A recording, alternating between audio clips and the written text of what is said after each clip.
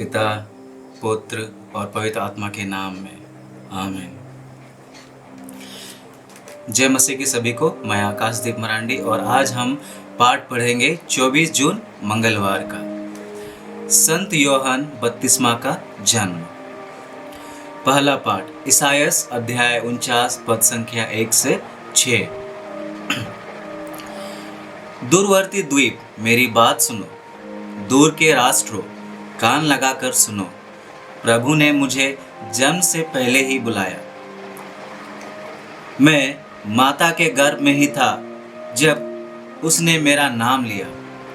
उसने मेरी वाणी को अपनी तलवार बना दिया और मुझे अपने हाथ की छाया में छिपा लिया। उसने मुझे अपने तरकस में रख लिया।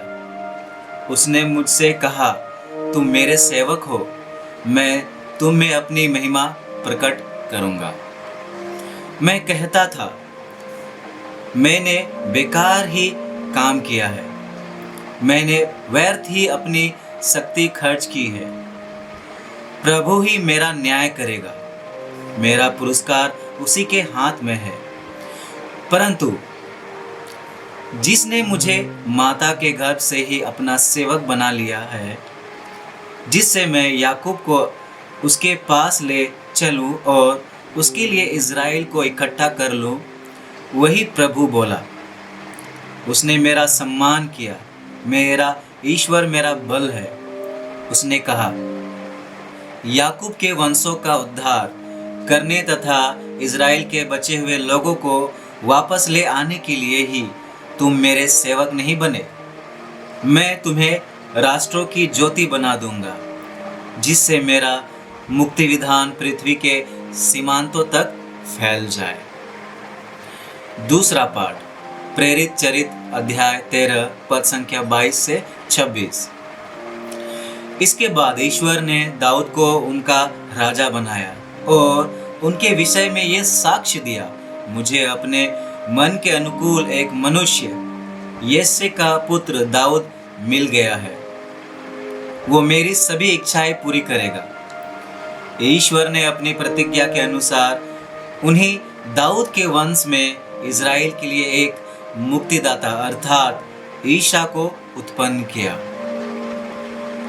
उनके आगमन से पहले अग्रदूत योहन ने इज़राइल की सारी प्रजा को पश्चाताप के बपतिस्मा का उपदेश दिया था। अपना जीवन कार्य पूरा करते समय योहन ने कहा, तुम लोग मुझे जो समझते हो मैं वो नहीं हूँ, किंतु देखो मेरे बाद वो आने वाले हैं जिनके चरणों के जूते खोलने योग्य भी मैं नहीं हूँ। भाइयों, इब्राहिम के वंशजों और यहाँ उपस्थित ईश्वर के भक्तों, मुक्ति का यह संदेश हम सबों के पास भेजा गया है। सुसमाचार लूकस अध्याय 1 पद संख्या 57 से 66 और 80।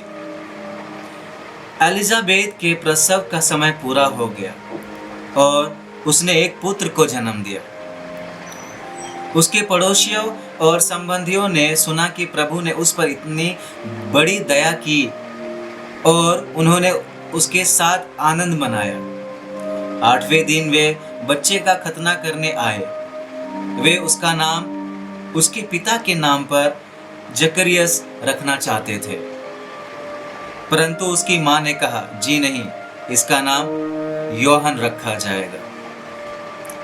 उन्होंने उससे कहा, तुम्हारे कुटुंब में यह नाम तो किसी का भी नहीं है। तब उन्होंने उसके पिता से इशारे से पूछा कि वो उसका नाम क्या रखना चाहता है। उसने पाटी मंगाकर लिखा, इसका नाम योहन है। सब अचंभे में पड़ गए। उसी क्षण जकरियस के मुंह और जीभ के बंधन खुल गए और वो ईश्वर की स्तुति करते हुए बोलने लगा। सभी पड़ोसी विस्मित हो गए और यहूदियों के पहाड़ी प्रदेश में ये सब बातें चारों ओर फैल गई। सभी सुनने वालों ने उन पर मन ही मन विचार कर कहा, पता नहीं ये बालक क्या होगा। वास्तव में बालक पर प्रभु का अनुग्रह बना रहा। बालक बढ़ता गया और उसकी आत्मिक शक्ति विकसित होती गई। वो इज़राइल के सामने प्रकट होने के दिन तक निर्जन प्रदेश में रहा। चिंतन।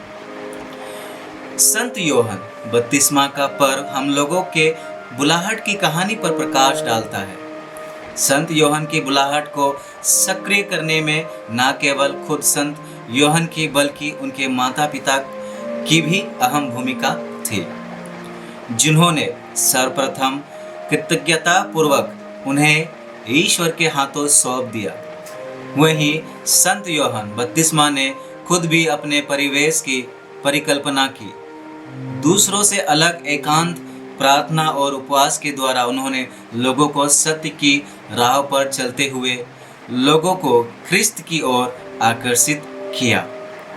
हम सभी ईश्वर से प्राप्त इस जीवन में एक विशेष उद्देश्य से भेजे गए हैं। हमारे माता पिता सगे संबंधियों को हमसे बहुत सी अपेक्षाएं हैं, पर हमें आज खुद से यह प्रश्न पूछने की आवश्यकता है, हम क्या बनेंगे? आध्यात्मिक रूप से ईश्वर हमसे क्या चाहते हैं? हमारे जीवन का उद्देश्य क्या है? ये प्रश्न न केवल हमें ईश्वर प्रदत्त अंदरूनी अच्छाइयों को सराहने बल्कि हमारे उद्देश्यों को प्राप्त करने में हमारी मदद भी करेंगे। अनुवाक्य। मैं तेरा धन्यवाद करता हूँ, मेरा निर्माण अपूर्व है। जय घोष। Hallelujah, hallelujah. हे बालक, तू सर्वोच्च प्रभु का नबी कहलाएगा, क्योंकि तू प्रभु के आगे चलेगा, जिससे तू उसका मार्ग तैयार करे। हालेलुया। पिता, पुत्र और पवित्र आत्मा के नाम में आमीन। ईश्वर को धन्यवाद।